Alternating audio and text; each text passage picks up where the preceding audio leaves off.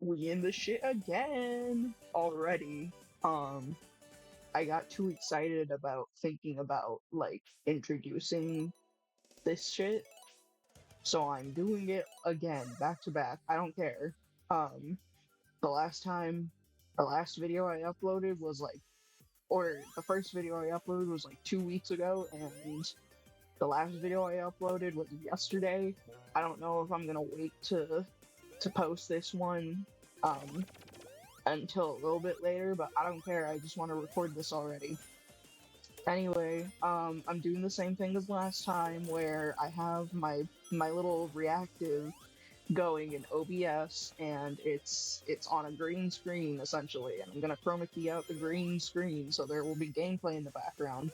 And if I remember correctly, because I'm going to record the gameplay right after I'm done recording this, the gameplay should be probably Sonic Mania because that's what I have on my laptop right now. It'll most likely be Sonic Mania, I'm pretty sure. Speaking of Sonic, I think I made a joke in my last video about like my interests or whatever, and I flashed a PNG of Sonic on the screen. Um, I'm so hi, I'm a huge Sonic insane person. I've always been a huge Sonic insane person. I've been this way since I was literally a toddler. I'm pretty sure that my parents would have very distinct memories of me being insane about Sonic even when I was a wee little baby. Um, I do not play about this shit. Um, but I bring that up because one, Sonic Mania is the gameplay background footage for this video, and two, I wanted to briefly go over how much I love Sonic, not into like a great not go into detail about it because that's not the point of this video.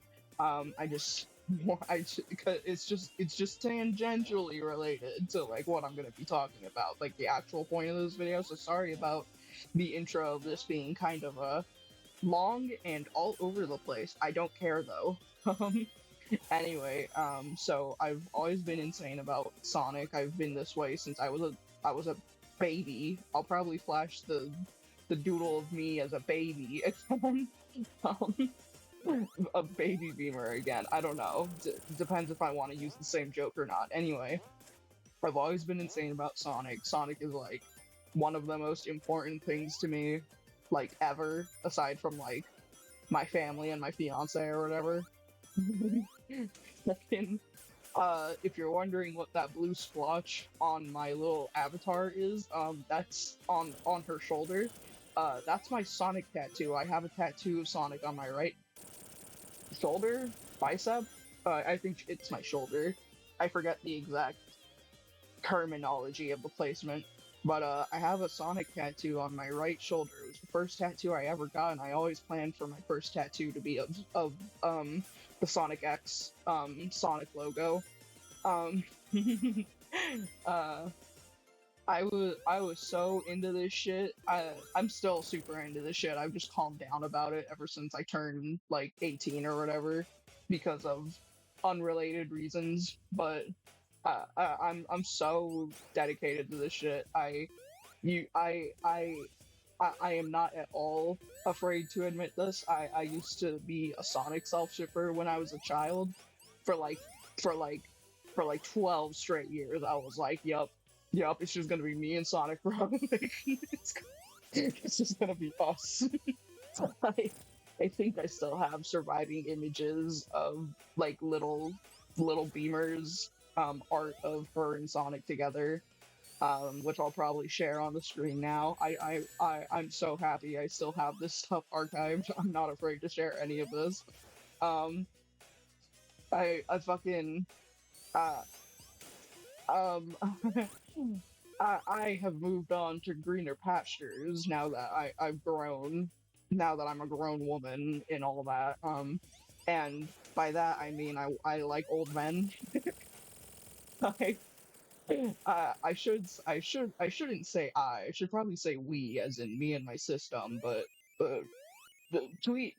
I digress. Um, But I bring all this up because Sonic is like a big influence on my art and like everything that I do basically.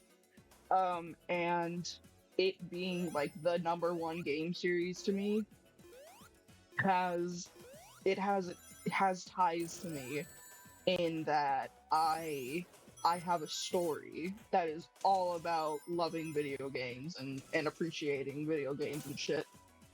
And also some other shit that I'll get into, but it it's called Rkaders. No, I did not get the name fucking Pixels. I only realized I only realized that the fucking team in that movie is called Rkaders like 2 years after I renamed the story to that because it used to be called Smash Sis and that's a stupid ass name. But but I only realized it shared the same name as the fucking millennial team from fucking or uh from Pixels like 2 years after I renamed the story, and by then I was like, I can't fucking come up with anything else, man. I'm not doing this shit. I don't care. I'm just gonna roll with it. So don't fucking don't think I got it from hit Adam Sandler movie Pixels. um anyway, Rkaders is a story. Wow. It's a story about these two girls named Reina and Juana, and they're gay. They're lesbians. I love lesbians. This story is gay as fuck, dude. That's not the main point of the story. That just happens to be what they are. They're together. And I love them dearly. They're like my daughters. They're like my daughters who I can't wait to I was gonna say marry off, but that sounds fucking crazy. Anyway, um, whatever. Anyway, so it's a story about Reina and Juana, and Reina and Juana are two gamer girls, trademark. They fucking love video games. They've pretty much made it their entire lives to be dedicated to video games because they're game streamers. They're variety game streamers, and they're just kind of living their lives, doing what they want and shit, and being insane about video games and shit. Um, Reina, the redhead, I'll put pictures of her up on screen right now. Reina is awesome. I love Reina so much. She's like me, but like actually cool. She's like that type of character. Um, Reina basically is this. She's this very collected, very cool, very chill guy who just wants to have fun and chill out and hang out and shit. And live her life to like the fullest that she can. And she's kind of already doing that. She's kind of already achieved what she wants in life. I think the train picked up on my microphone. Sorry if you heard that. I can't, I don't know. If you didn't hear a train, then I must be. Then just think I'm delusional or something. I don't know. Anyway, Reina is this very chill guy. She's just living her life, having a good time, and she's doing that while also fucking around and having fun with the powers that she has, because both her and Juana have powers. Because this story takes place in the same world as Ebony. There she is again. There, she keeps fucking coming back. Um, this story takes place in the same world as Ebony, which, for simplification purposes, I just call Ebverse when referring to the two stories. Um, so, so Reina and Juana are powered people, and if you didn't see my video talking about Ebony, powered people are pretty much just what it says on the tin. They're people who have superpowers, essentially. It works the same way that it does in, like, My Hero, where powers can just kind of be whatever the fuck. It doesn't have to be practical or crazy or overpowerful or whatever. It can be something stupid. Um, but in Reina's case, Reina has two powers. She has the ability to teleport, and she also has the ability to dimension hop.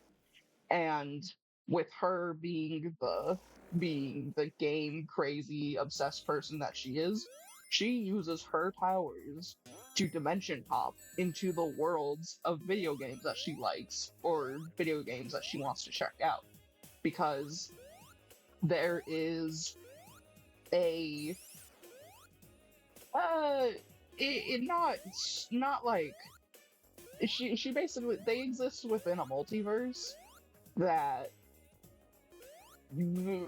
pretty much kind of acts like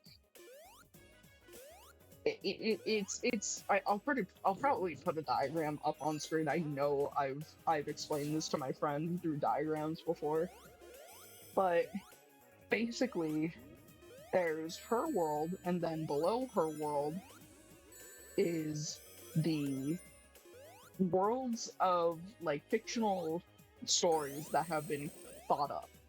And whenever someone thinks up of another fictional story to tell, that world gets created and just kind of like exists now. And if you have the power to dimension hop like Reina does, you're able to visit those worlds because she's a layer above them, and she can go into their worlds to like check it out and like, do whatever the hell.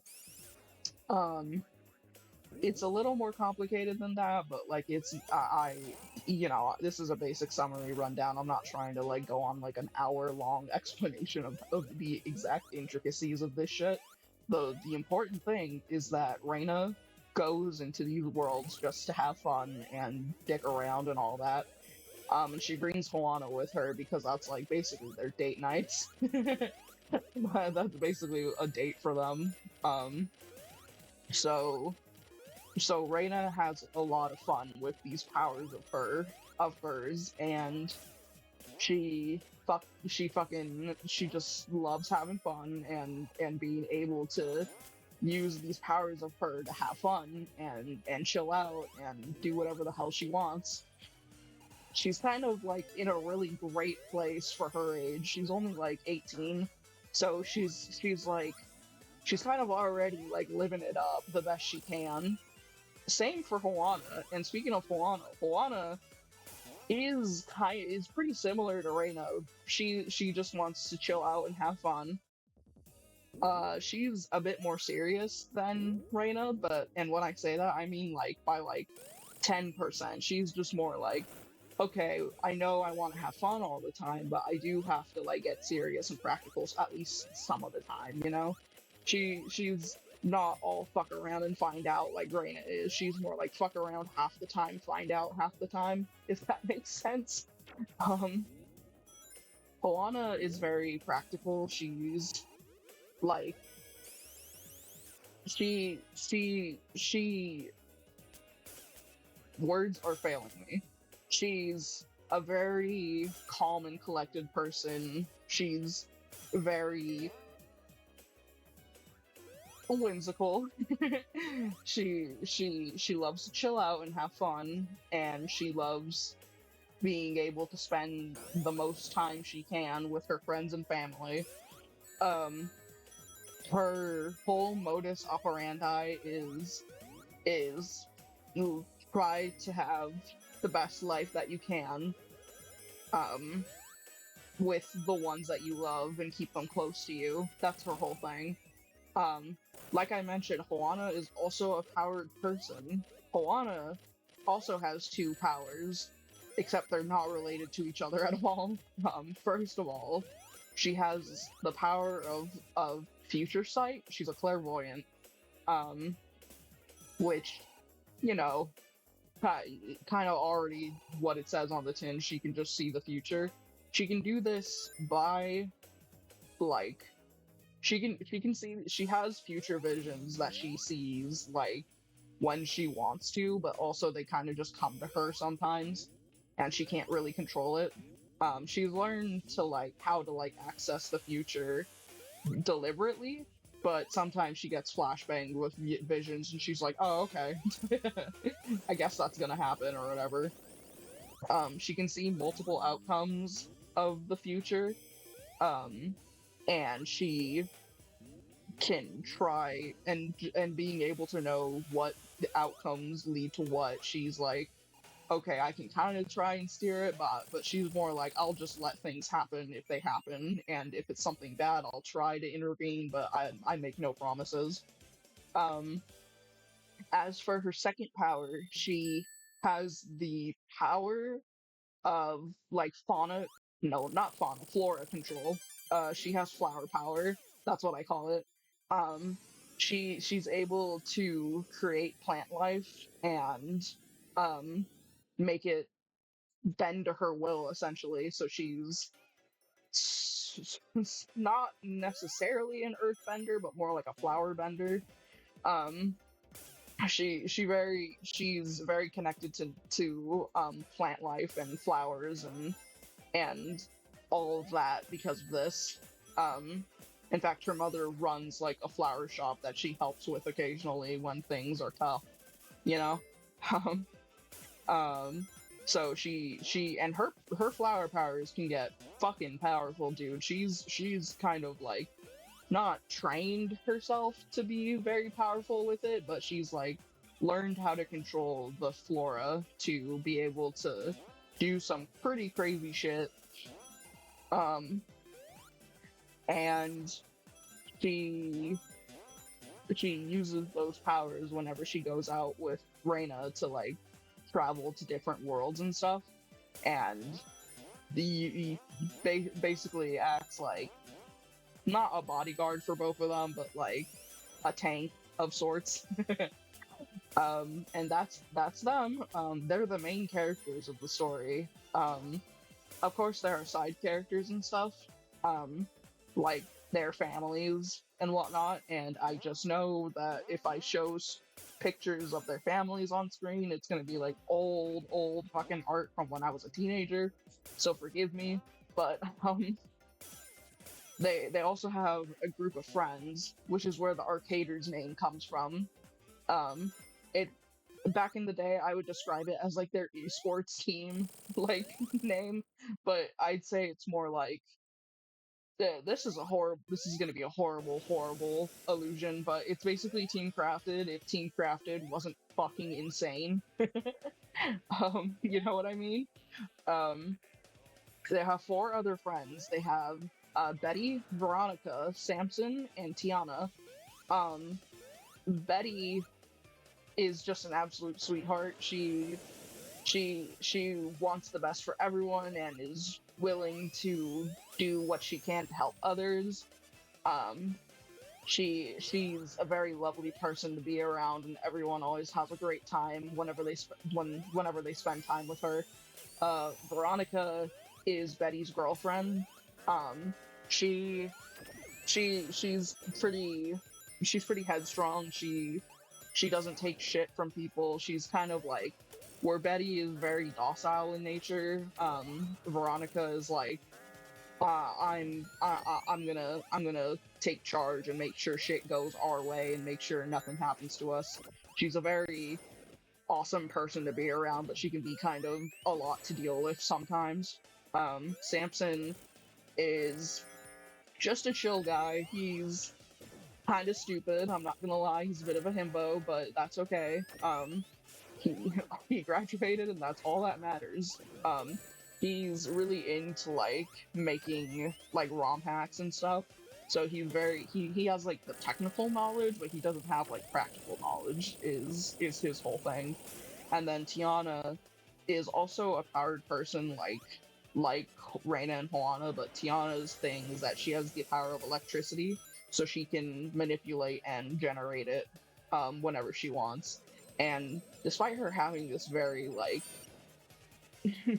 forgive me, but electrifying power, um, she's also a very docile person, like Betty is, except she's like a lot more shy and withdrawn than her other friends are. It's kind of it's kind of a miracle that she's even a streamer in the first place, given how like like I don't want to say sweet because I don't want to imply streamers aren't sweet or no one is like a nice person, but she's just very introverted. It's kind of weird that she's able to do streaming as her main job and hobby, you know.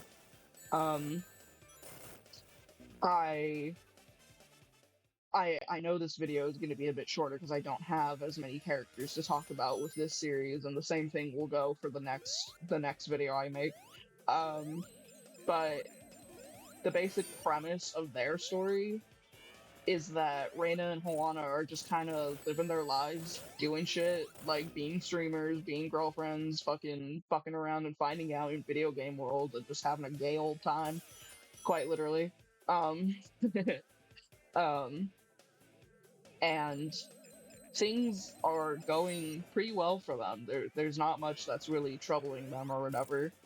Um, the thing is, Reina comes to a startling realization at some point in their life, after the story begins, uh, where she kind of starts to realize that their reality isn't what it seems.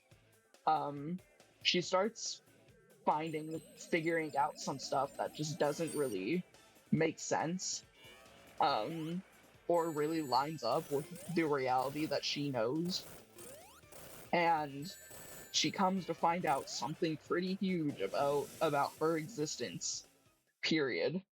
And that's really all I can say without getting into like major spoilers for the story.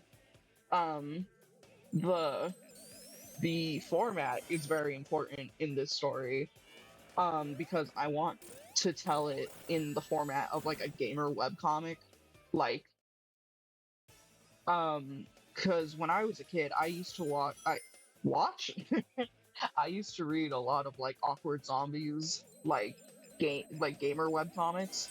Um, I remember that shit left a huge impression on me of being like, whoa, people can do stuff like this. You can tell stories like this and whatnot, or like just make like funny web comics and shit. Um, I would compare it to shit like Control Alt Delete or Penny Arcade, but Awkward Zombie feels more in line with what I have envisioned. You know, I I'll probably throw up examples of what I'm talking about if you don't know what Awkward Zombie is, which is a terrifying prospect to me. But time moves forward. Um, anyway, um, so that formatting is very important because it starts off as just this normal gamer web comic of like with like 4 panel, 3 panel stories of like the fuck, like the fucking.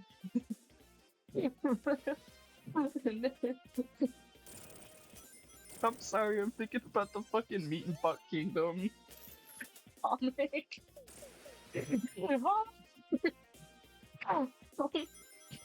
But shit like that.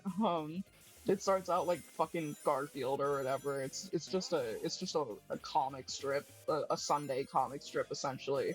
But then things start getting weirder once Reina starts noticing things that kind of don't add up or don't really make sense with her reality and shit. Um, it's I wouldn't say it's a horror piece. I'd say it's more like a horror comedy, like a meta horror comedy. Because I already have a psychological horror story, and I don't want. And Eb's story is bordering on horror with how gory it gets.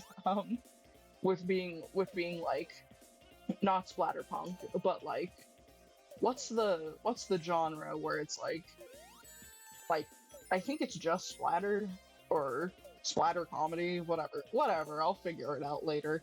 Um, but yeah, um, so Reina's thing is more of a meta horror comedy, um, because I've always envisioned her story as like a comedy thing, but um, the meta aspect of it has come into play very recently, which is why I can't really give many details about it because I'm still actively figuring this shit out. Reina's story is underdeveloped compared to Ebony and Yume's stories. Um, I have to do a lot of work before I'm ready to start posting this shit as a comic. And also I have to figure out like how to host stuff as how to like host a webcomic, you know? Because I don't want to upload it to Webtoons or whatever. I want to have like my own site and domain and shit, so that way I can do whatever. Kind of like Ava's Demon or like fucking Homestuck or whatever or other webcomics. You know what I'm talking about. Um, I'm very excited for the day that I start posting about this shit though, because I think I have a really interesting setup that many I think people are going to enjoy what I've got envisioned. Um, and if you enjoyed what I've talked about in this video, cool. Again, I would appreciate it if anyone left like any appreciation that they have for it, like in the comments or like giving a like or whatever. Um, I have one more story to talk about, like a basic premise to talk about. Once I'm done recording this video, I'm probably gonna wait till like another week goes by to record it, or maybe I'll wait till tomorrow. Who knows? Um, just kind of depends on how bored I'm feeling. Because again, this is just a hobby channel that I fuck around with when I'm bored and want to do something. Um, and once I'm back, anyway, if if you enjoyed this, cool. If you didn't enjoy this, sorry for wasting your time. You're never getting these, what, 26 minutes back, 27 minutes back? Too bad. Um, check out my other videos if you would like to know more about my other stories. And I'll probably put up a card at the end of the video advertising my friend Sienna's channel. She's got some crazy good, crazy well edited videos for her for playthroughs of Cult of the Lamb currently, and they're very funny. You should watch them. Anyway, see y'all sometime soon, I guess. Goodbye.